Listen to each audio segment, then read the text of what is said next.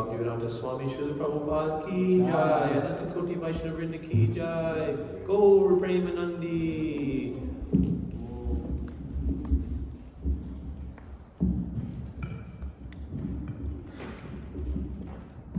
Om Namo Bhagavate Vasudevaya.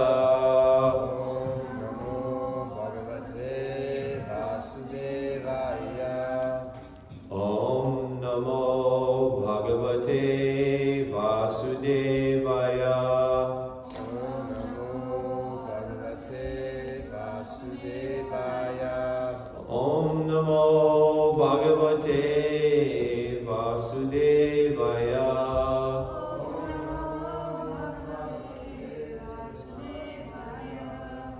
Narayana Namaskritya Narum Narottamam Devam Saraswatim Vyasam Tato Jayamudirayat Nastaprayastu Badrishu Nityam Bhagavata Sevaya Bhagavati Uttama Shloke Bhaktir Bhavati Naishtiki. Okay.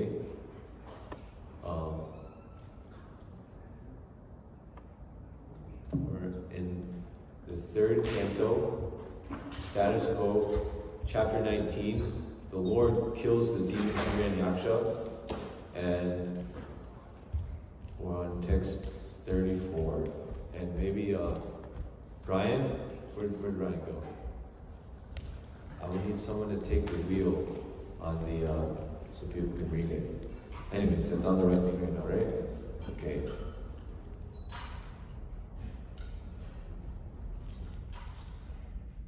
Anyesham punyashlokanam Udama yashasam satam Upashutya bhavin modha Srivatsam kasya kim puna Anyesham punyashlokanam Udama yashasasatam Upashrutya bhavan moda Srivatsan kasya kim puna Anyesham punyashlokanam Udama yashasam satam Upashrutya bhavin moda Shivatsan kasya kim puna. Please chant. Anyesham punyashlokanam Udamaya shasam satam Upashrutya bhavan moda Shivatsan kasya kim puna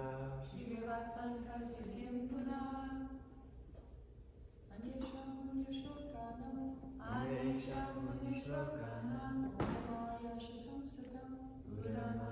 shasam satam Upashrutya bhavan moda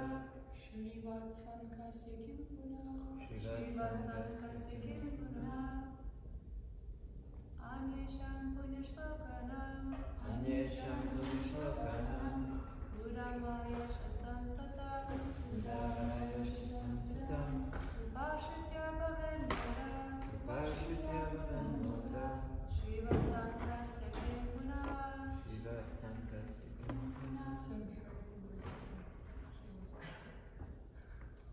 Very nice. Everyone chanted?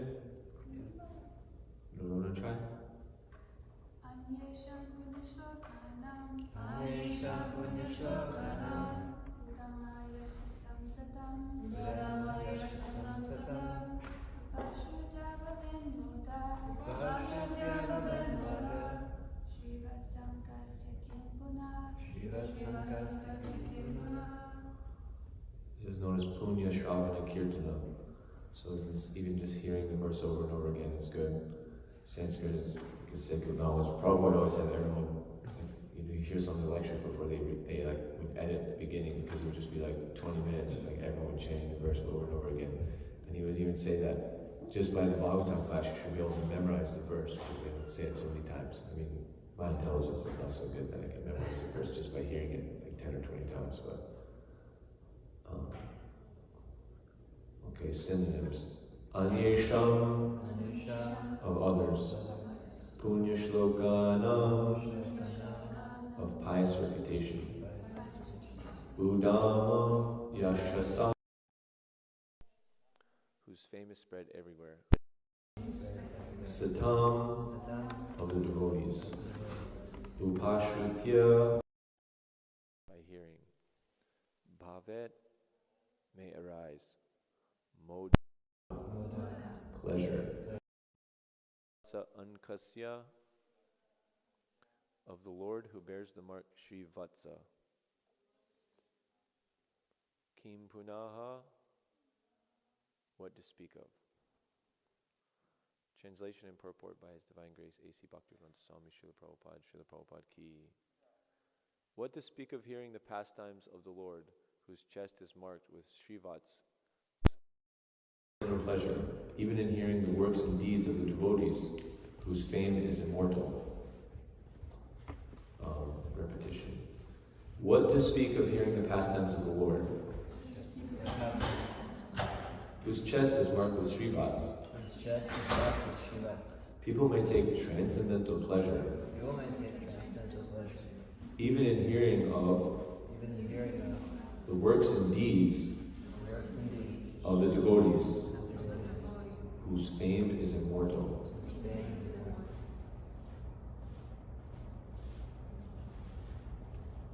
Purport. Bhāgavatam literally means the pastimes of the Lord and the Lord's devotees. For example, there are pastimes of Lord Krishna and narrations of devotees like Prahlad, Dhruva, and Maharaj Ambarish. Both pastimes pertain to the Supreme Personality of Godhead because the devotees' pastimes are in relation with Him. The Mahabharata, for example, the history of the Pandavas and their activities, is sacred because the Pandavas had a direct relationship with the Supreme Personality of Godhead. Om Ajnana Timirandasya Gunanjana Shalakaya Chakshur Militam Yena Tasmai Shri Gurave Namaha Shri Chaitanya Mano Vishtam Stapitam Yena Bhutale Swayam Rupa Kata Mahyam Tadati Swapadantikam Vandeham Shri Guru Shri Yuta Padakamalam Shri Gurun Vaishnavamscha Shri Rupam Sagrajatam Sahagana Raghunatham Vitam Tam Sajivam Sadvaitam Savatutam Parijana Sahitam Krishna Chaitanya Devam Shri Radha Krishna Padam Sagana Lalita Shri Vishakan Vitamscha E Krishna Karuna Sindhu Dinabandhu Jagapete Gopesha Gopika Kanta Radha Kanta Namostute Tapta Kanchana Gaurangi Radhe Vrindavaneshwari Rishabhano Sute Devi Pranamami Hari Priye Vanchakalpa Dhruvyascha Kripasnu Bevacha Tatitana Pavanebhyo Vaishnavebhyo Namo Namaha Shri Krishna Chaitanya Prabhu Nityananda Shri Dvaita Gadadhar Srivasadi Gaur Bhaktivinoda Hare Krishna Krishna Krishna Hare Hare Hare Rama Rama Rama Hare Hare Upam Karoti Vachalam Pamum Gayate Giram Yadripatamaham Vande Shri Guru Nilataranam Paramananda Madhavam Shri Chaitanya Ishvaram Hari Om Tat Sat Anyesham Punya Shlokanam Udamaya Shasham Satam Upashrutya Bhavin Modaha Shivatsam Kasya Kim Puna. What to speak of hearing the pastimes of the Lord, whose chest is marked with Srivats. People may take transcendental pleasure even of hearing the works and deeds of the devotees, whose fame is immortal. So, we're here in this chapter. This is just right after Hiranyaksha got killed in a somewhat epic way, like first he tried to hit the Lord, and the Lord just tanked it, and like nothing happened. It said like if you threw a garland at an elephant, that's how it felt for the Lord, for this like super powerful universal demon to like smack him with like a gigantic mace. And then he chucked the mace at him, and the Lord just caught it like it was nothing. And so this made the demon kind of feel depressed. But they still tried to fight. And then the Lord just went up and just nonchalantly just slapped him in the face. And actually it says it was a slap, but then because he's in the form of a boar, he doesn't have any hands. He just has feet, 4 feet. So it says actually pada. He hit him with his foot. And I thought that was pretty interesting because generally it's said when we're always like, oh, okay, let's play to the lotus feet of the Lord, and we want to take shelter at the lotus feet of the Lord. Aina the Tenuja Kinkara Patitamam Vishnu Kinkara Tadapana Pada Pankaja. I just want to be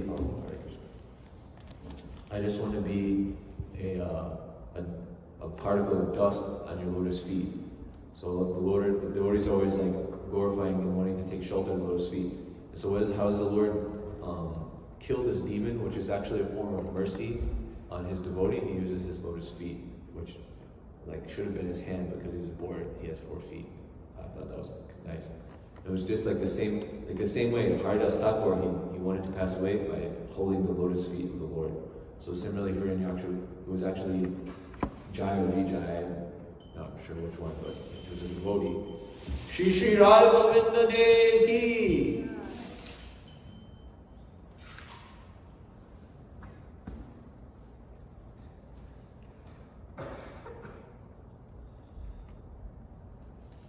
So that's what just happened, and now Maitreya is wrapping up his discussion of this topic, and they're going to go into other topics. We've been on this topic for a few chapters now of the pastime of Hiranyaksha, and so this will be a nice new topic. In this verse, what to speak of logic is used, like in teaching different Vedic things. There's so many different logics, like the Arda Kukuti Nyaya. Arda means half and Kukuti means chicken.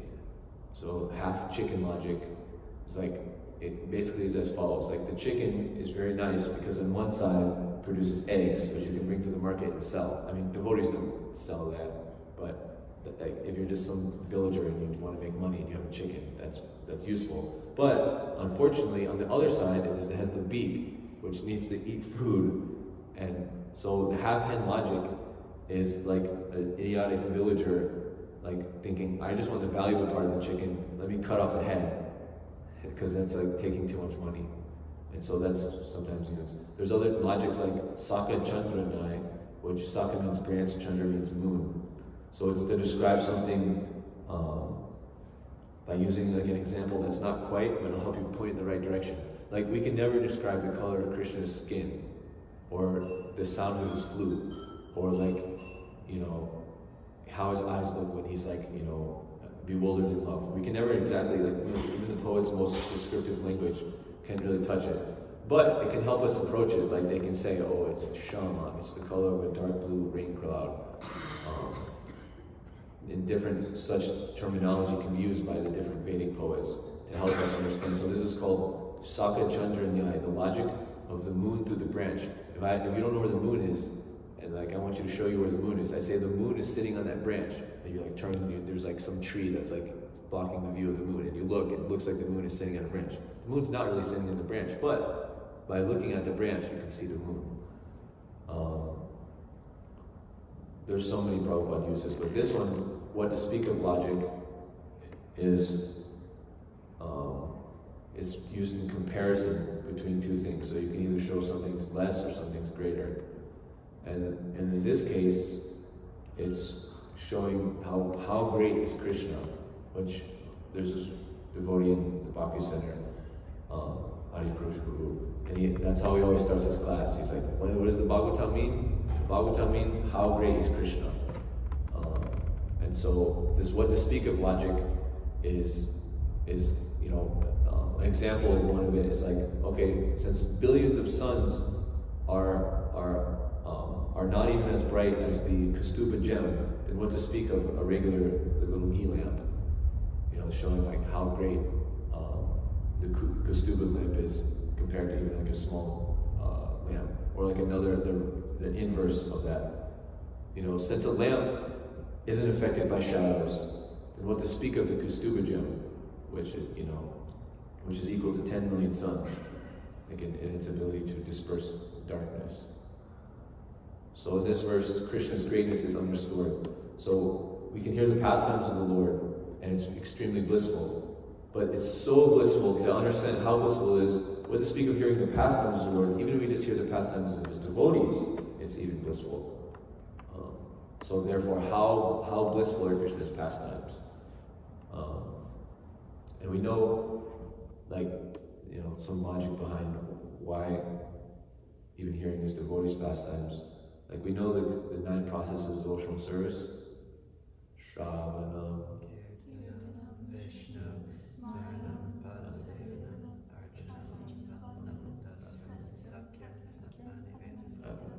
that's right. So we have these 9 processes, and one of them, Shravanam, hearing about the Lord, is very nice, and they're all able to bring us. But actually, Krishna says, Aradhanam Sarvesham Vishnu Aradhanam Param. Better than actually worshiping me is Tadiyanam Samacharam, worshiping Tadiya, that thing in relation with me. In other words, my devotees. Like Krishna says to Arjuna one time, my devotees is not exactly one who says he's my devotee, but he's the one that is the devotee of my devotee, who's serving my devotee. That one is actually my devotee. Because if we love Krishna, like love man, love his dog, if we love Krishna and we want to please Krishna, and Krishna says, my devotees are the ones that are pleasing me, then we're going to want to be able to serve his devotees. And there's actually a wonderful kind of secret behind this, because Krishna and his devotees are always engaged in glorifying each other and giving pleasure to each other, and it's like an unlimited competition. Like all the devotee wants is just for Krishna to be happy, and all the Krishna wants is for his devotees to be happy. So it's this kind of competition where Krishna will try to do some service for the devotee, but he doesn't want anything for himself, so he'll reject it. There's in the lives of the Goswamis, we can hear different examples. Like all Raghunath Das Goswami wanted was to serve Srimati Radharani and serve Krishna in their different pastimes. And so that's how he was being taught by Rupa Goswami and Sanatana Goswami. But then sometimes, and the way he would do that was he would be chanting so much japa every day, and he'd do so many other services. But his bhajan was very serious. And so when he was doing that, sometimes he would just get so, I guess I don't want to call it spaced out, because we kind of have like a negative connotation of that. But he'd get so absorbed that he'd be so focused on his object of meditation, on the mantra, that his surroundings would be completely, you wouldn't be able to focus on. So one time, he was chanting so much, and then the hours and hours kept passing. He started chanting after Mangalarti, and then the sun rises at 6 or 7 o'clock, and then it starts to get hot. 12 o'clock, the sun's bearing down, and so especially in India, if you've ever been there in the summer when it's 12 o'clock, you just don't want to go outside. Basically, all the shops shut down. Everyone just takes a nap during that time, because if you're doing anything active, you just overheat, and it's kind of difficult. But he was so focused, he didn't notice, and the sun started shining down, and then so actually to protect him, Srimati Radharani came and held a cloth over him. It's like a famous pastime. If you go there's a few famous paintings of it. If you go to Vrindavan, you can see. And so later, actually one of the Goswamis, Sanatana Goswami, saw Radharani do this, and confronted Raghunath Goswami. What are you doing? We're praying, when we chant the Maha Mantra, Prabhupada said one of the things we can meditate is, Lord, please engage me in your service. On chanting Hare Krishna, that pamphlet. That's the purport of the Maha Mantra. is it's a prayer saying, Lord, please engage me in your service.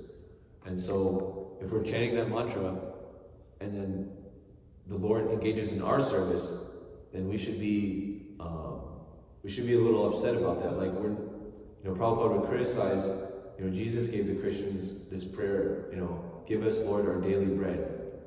And Prabhupada would say that's more like karma kanda, that's not such a high thing. We shouldn't, like the Lord isn't our, like Chandrasekhar Maharaj, he'll sometimes say, like the Lord isn't our like transcendental waiter, like we're at the restaurant of life and we're just looking at the menu and like, or Prabhupada would say order carrier. Like the Lord is not really our order carrier. I mean, he is supplying everything, but it's not that once we figure that out, we say, okay, now I want a big screen TV, and I want a gigantic house and a beautiful spouse and like a really cool car and like the best job, and I want to be the boss and have so much money. And like we don't worship God to be able to squeeze something nice out of this tiny minuscule life, which is fraught with so many difficulties. We have the threefold and the fourfold miseries. Like who knows the threefold miseries? Adidayavika klesha, Adhyatmika klesha, and Adibhautika. Yeah, and so the devas give us klesha because they cause so many different things, like a hot summer, or like now it's getting cold winter, or it could be it could just be too humid over there or something like that, and the mosquitoes come out, or it could be like a blizzard or earthquake or all these disasters, and then because it's too humid, the mosquitoes come out. That's adi amik, adibhotik. Another body is other jivas are coming and bothering you, or adi amik. Your own mind is so disturbed by so many different things. That's the threefold, and then there's the fourfold miseries, which are just concomitant with life. You're born, you get old, and while you're getting old, you get diseased, and then you die. And so, if we're a little smart and we understand that we'll never ask the Lord to like substantially get, like why would we want to get any temporary thing in this world unless it's for the purpose of getting out of here. Like the Lord says, the ones who are most intelligent, they use this temporary body to be able to get the eternal result. So we use this temporary life to be able to get the eternal result of being able to associate with Krishna. Which even, how nice would it be to associate with Krishna? This is another what to speak of logic. Because even just hearing about him, what to speak of even hearing about him, just hearing about his devotees is so blissful that what to speak of that, if we can actually associate with him. Amazing.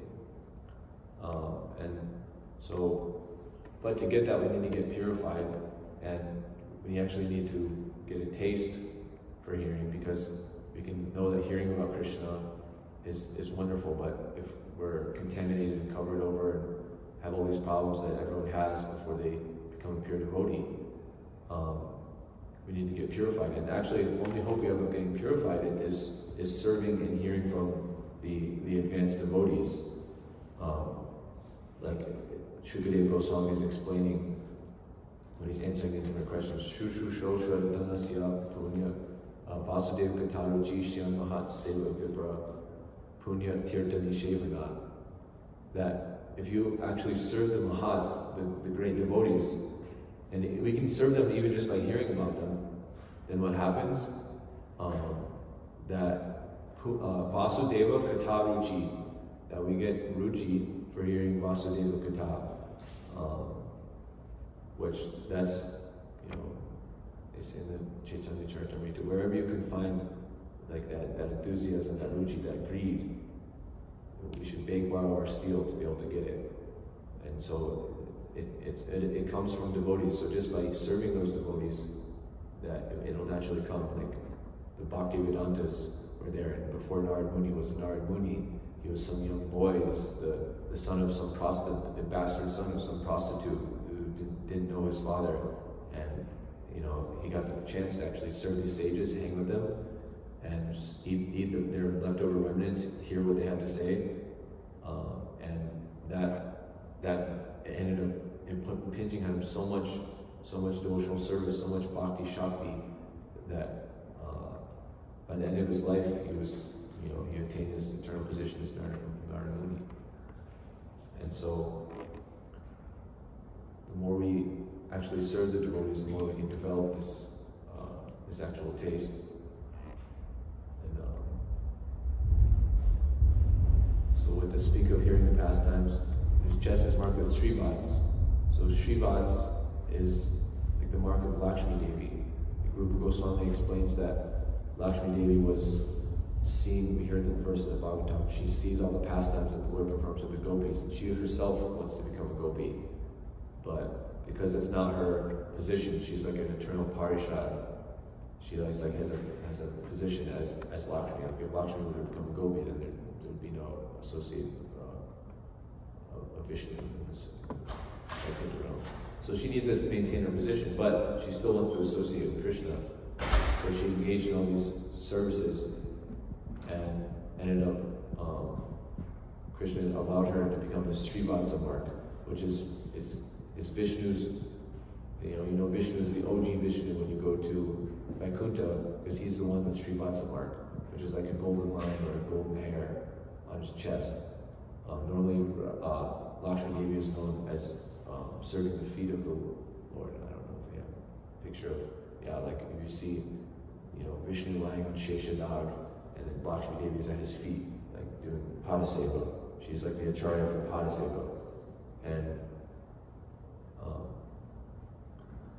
but for the Srivads, because she saw the transcendental pastimes of the gopis, and she wanted to attain those, Krishna allowed her then to move from the feet to the chest. So that's the Srivads. And of course, like hearing the pastimes of devotees in the Lord, that is the Bhagavat. There's the Bhagavat, Bhagavan, which is Krishna, and Bhagavat, which is about Krishna, which means the devotees and the Bhagavatam. And so, like Prabhupada, he was the person, Bhagavat, who brought the book of Bhagavat, so he can explain to us about, the person Bhagavat, Krishna. And the devotees are always so linked up with Krishna that wherever they go, because their mind is Vrindavan, their heart is always in Vrindavan, they just transcendently change wherever they are at into Vrindavan Dham. So like Prabhupada established all these temples, and they become like embassies for establishing Krishna in all these different materialistic places in the world. Which, like, people used to gain so much pleasure from just focusing on the Lord. Especially in India, in Bharatvarsha, where Dharma was like fully upheld. But then in the 30s or the 40s, they started to have the cinema scene kind of develop. Whereas previously, people would work hard all day or hard all week, and then there would be traveling bands of groups that were expert in the Natya Shastra. They were expert in art and music and putting on dramas. And so they would have some dramas and some stage performance and some things, and some expert playing music. And this would captivate the minds, and it was all directed at the Lord and his pastimes. Like Prabhupada is explaining, like the Mahabharata is important because it's the Pandavas and their different activities. Because the Pandavas are related with the Lord is explained in there. But it's so fascinating, it can like attract the minds of everyone. Or the Ramayana, or so many different Puranas, so many different like local Puranas. If you go to different places like Jagannath Puri, you can hear so many detailed pastimes that Lord Jagannath had. Or if you go to Mayapur, you can ask the pujaris what happened with the Lord. And Pankajangri Prabhu can tell us of so many different amazing pastimes that Radha Madhava or the Jagannath and Rajpur or Nrsingadev have performed.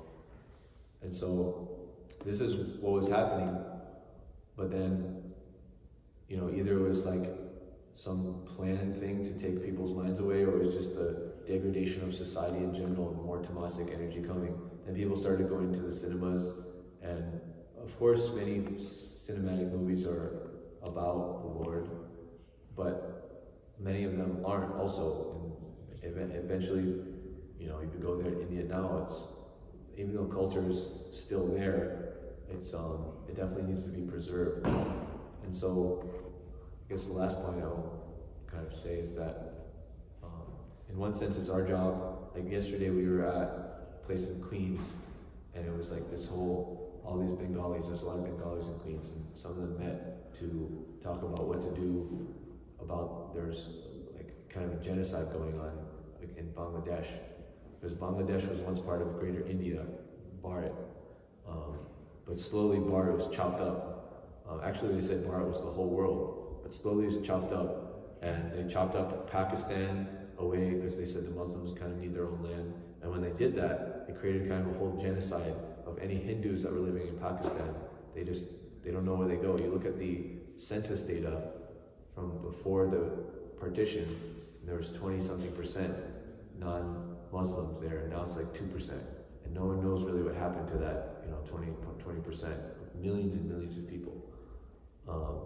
Same thing would happen with in Afghanistan. Same thing happened in so many places, and so in Bangladesh it's also happening. And so they were saying, how can we actually, prevent these things from happening? And the main idea is you need something to unify everyone on. And what is, Bangladesh? That's where Narottam Das Thakur was born. That's where all these great devotees were born. And it's still a place of great dharma.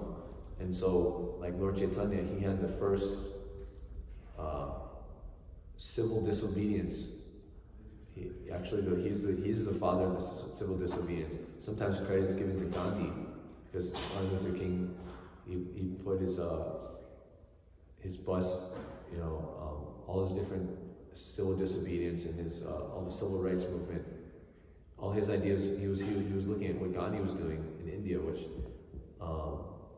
so they sometimes give credit to Gandhi, which Gandhi said he got his inspiration from the Bhagavad Gita and whatever he knew about Dharma. But actually, Lord Chaitanya was the first one to actively do civil disobedience against the Chand Kazi, the Muslim government, and they were trying to stop the Sankirtan. And so, first devotees have to actually, if they're there, they're here, anywhere, and have to do the Sankirtan, then they can be stopped. And then when they're stopped, they just have to do more. Nothing can actually stop it. And the Lord Himself will protect us. So, just as it's our duty to come to these disgusting, overcrowded cities for the purpose of meeting nice people who have the capacity to understand what we're saying, innocent people. Similarly, it's the duty of the preacher to kind of get in the face of all these people that are stuck in this technology thing. Everyone's on their phone. I was thinking, even like meditating on like the slap of the Lord. Like you see these videos where these like people are going to slap battles, right? It's like a whole thing now. Like there's arm wrestling and there's slap battles. So you see one guy gets slapped and the next guy goes and whoever gets knocked out. So somehow get the people's attention on the Lord. I was thinking you can make some name where there's one with Varahadev and you put the face of Hiranyaksha on another guy, and there's one where this guy slaps and like nothing happens, and then the other guy slaps him and it just completely knocks him out. So the guy who completely knocks him out, that could be Varahadev. Get the people to remember the Lord and focus on him a little bit. Because now the kids, they only have they say you only have 20 or 30 seconds. And without that, you don't have their attention. Okay, so with that, I think everyone has gone on to their different activities. If there's any questions online, maybe I can check. If there's people watching on YouTube, I can answer those questions. Divyangi, do you have anything to say for yourself? Yeah. Can you use mic? Yeah. There's 8 people watching, they can benefit. 8 people. Stream audio not working. Oh my gosh. Hare Krishna. Oh, that's really bad. It's just the...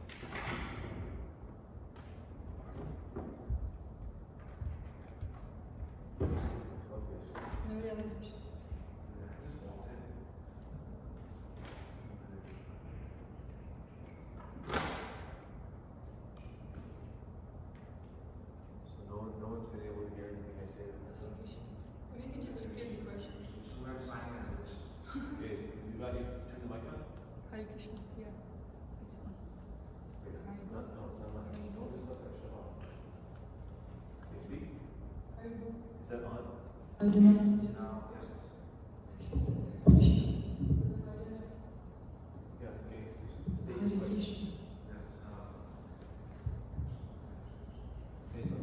Hare Krishna. Hare Krishna, Krishna Krishna, Hare Hare, Hare Rama, Rama Rama, Hare Hare. Yeah. You have something to say, Divya? Yeah, thank you for nice class.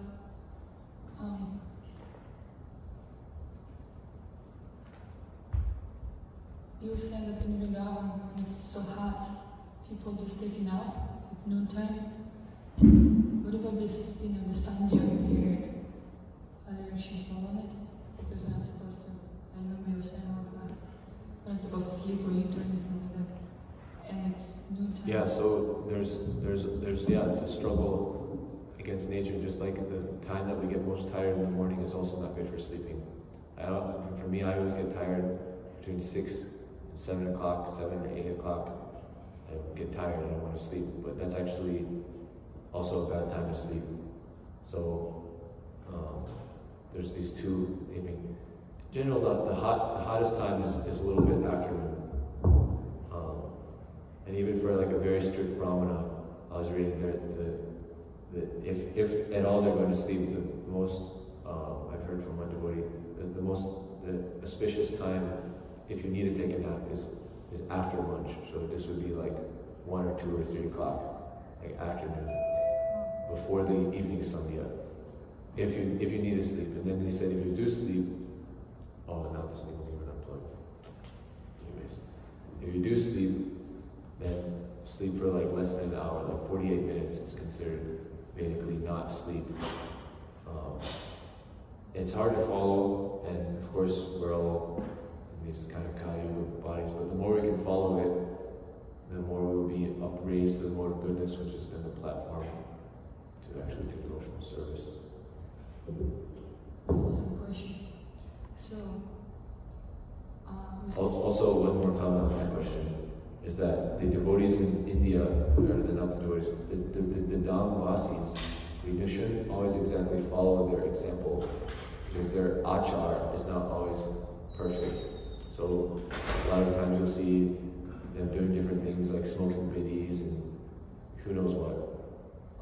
But we should respect them because they're Dhamvasis. So even though maybe close the shops and be sleeping during the day and maybe an auspicious time to sleep, we shouldn't necessarily take that as an example of like what we should do. Now there are those that have proper achar, and those are called acharyas.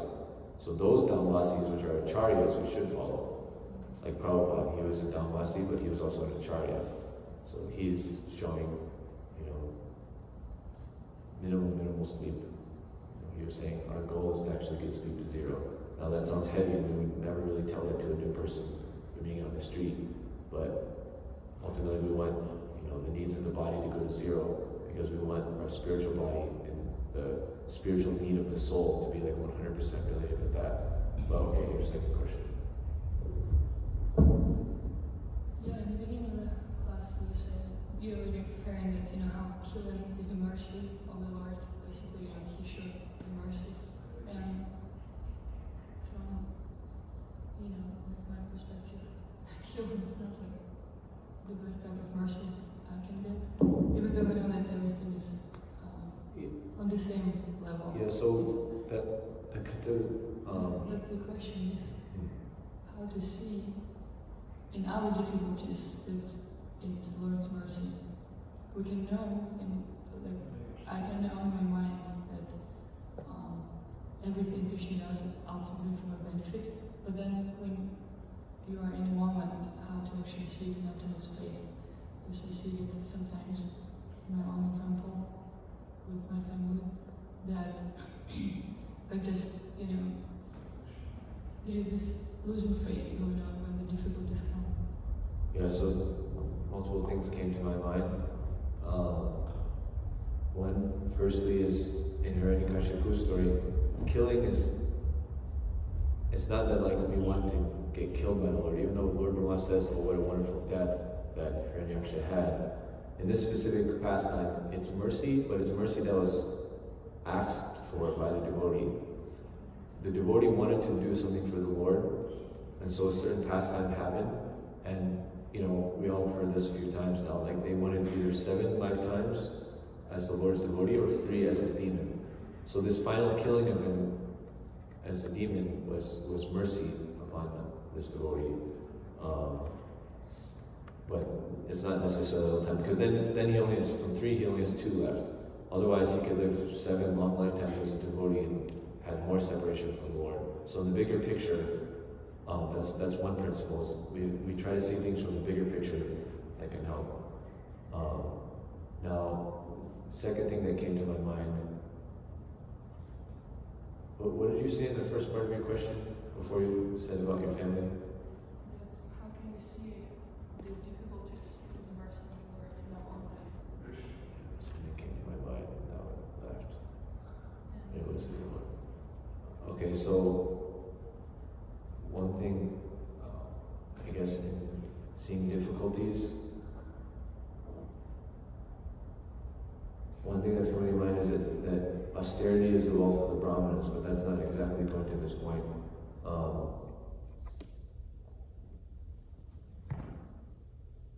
Because I said that I can know that ultimately Krishna does everything for my benefit, but then when I'm in a moment, it's Oh yeah, okay, yeah, thank you. That's that. So one time, this devotee was making Charanamrita. I can't remember what maybe they put salt in the Charanamrita or they broke something, or I can't remember what they did, but they did some mistake, and then Prabhupada somehow confronted it, like, oh, it's Krishna's mercy that this happened. Everything's just Krishna's mercy. Everything's being arranged by Krishna. I was like, no, that's not Krishna's mercy. That's not Krishna's arrangement. That's your foolishness. So the material world, although everything is ultimately arranged and Krishna is the sanctioner of everything, it's not like he is the one there's 5 causes of action. And the Lord is the ultimate cause, but he's not really, in one sense he kind of makes the rules and then just is an observer of what happens in many things. In one sense, everyone kind of has different free will, or there's the 5 different things. We have our own activities, we have the field in which we're in, which can affect things. If we're in a very difficult field, then things can become depressing. If we're in a very easy field, then things can become more easy. Or alternatively, if we're in a very difficult field, then rather than becoming depressing, we can overcome those difficulties and become stronger. Whereas generally, if we're in a very easy field, then we can become lazy. So there's many authors have written books in this theme that the hard atmosphere, difficult atmosphere, it ends up creating very good qualities. You don't get a diamond without pressure. Whereas things in our own life, they happen with difficulty, how to see them as Krishna's mercy, it kind of takes some meditation. One thing is that we can see how kind of despicable this material life is, and if we want to actually associate, with the eternal devotees of Krishna, then we're never going to experience any of these things. Any relationship we have in this world is going to get broken off at some point. And so the death of a loved one or different things like that, they can be, we shouldn't just callously say, oh, they're not the body.